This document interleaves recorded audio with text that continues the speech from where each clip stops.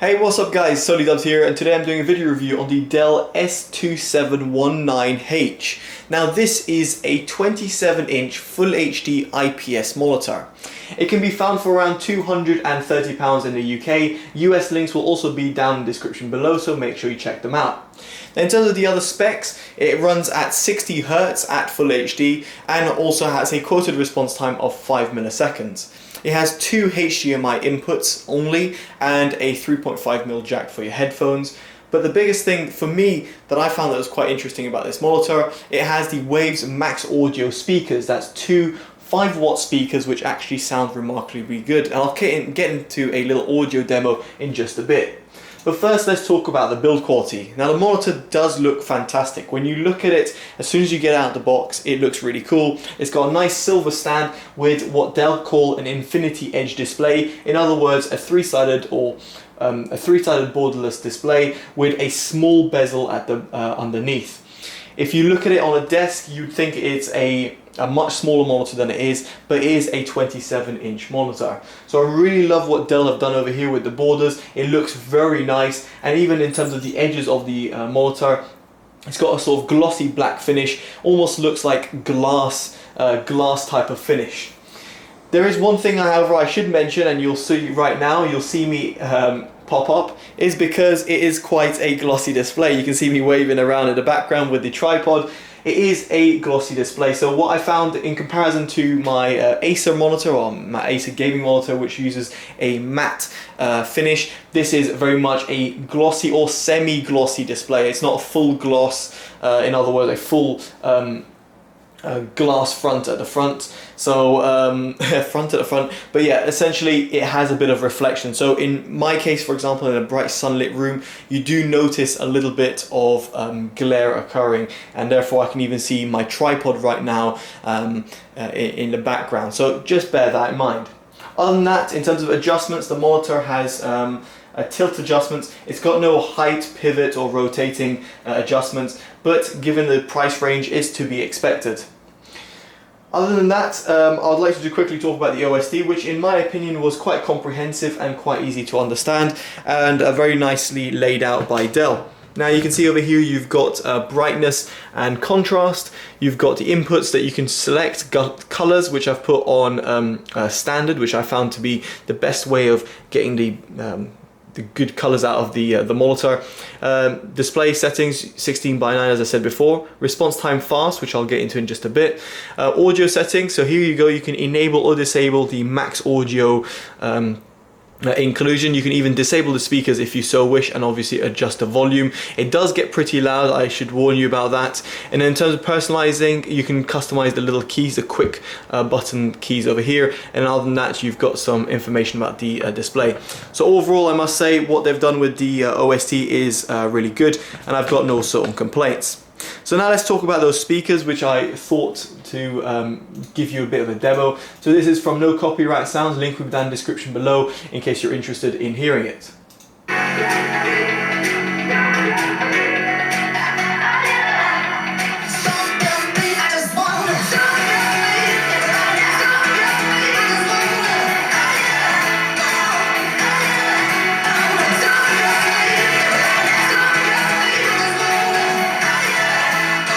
Disable max audio.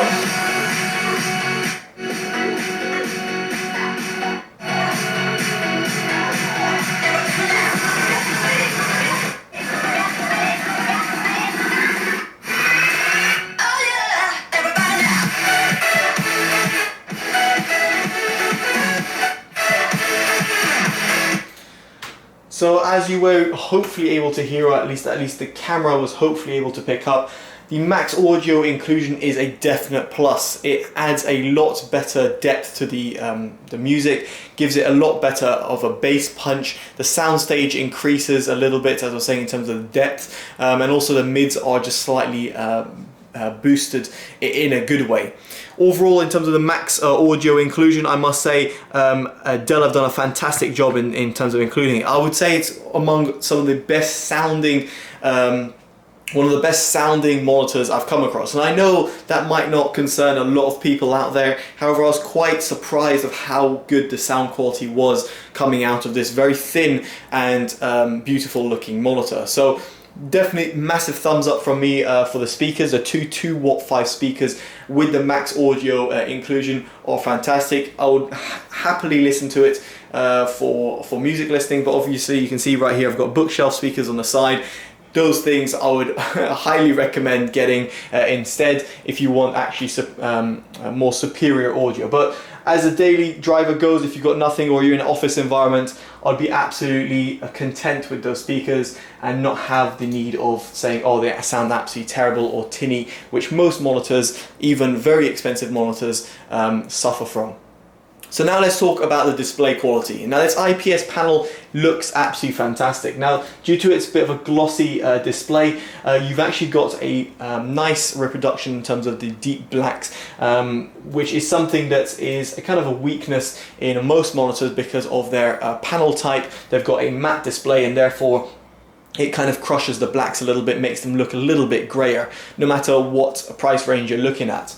For the price, this £230 monitor does a fantastic job. The colours really pop out. The contrast ratio is what you'd expect from an IPS panel. It doesn't compete with a VA panel, but nevertheless, for an IPS panel, it looks fantastic. It doesn't need any sort of calibration. It's calibrated from the factory, and I must say, even from my test, I felt that I didn't need to calibrate it. It looked really good, and just images popped exactly as you'd expect.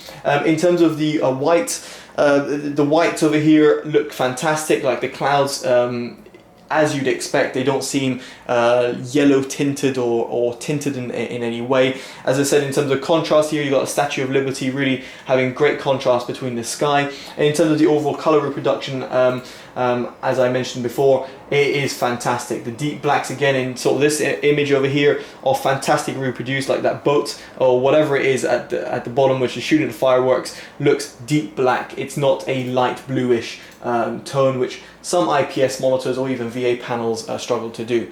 So I must say, in terms of overall image quality, I am very impressed. I think Dell have done a fantastic job, and I think that's greatly aided by its semi-glossy or glossy display, no matter which way you like to look at it, but is really aided in terms of the overall color reproduction. So very impressive for photo viewing, video viewing, and editing as well. I would have no complaints suggesting this to a professional.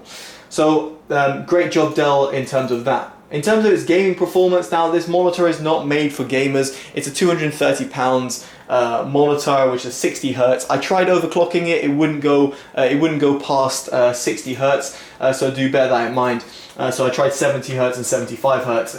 65 Hertz just doesn't make any sense, to be quite honest with you. But nevertheless, in terms of the response time of the monitor, it is felt is a little bit slow. It's not out there with the class-leading gaming IPS monitors.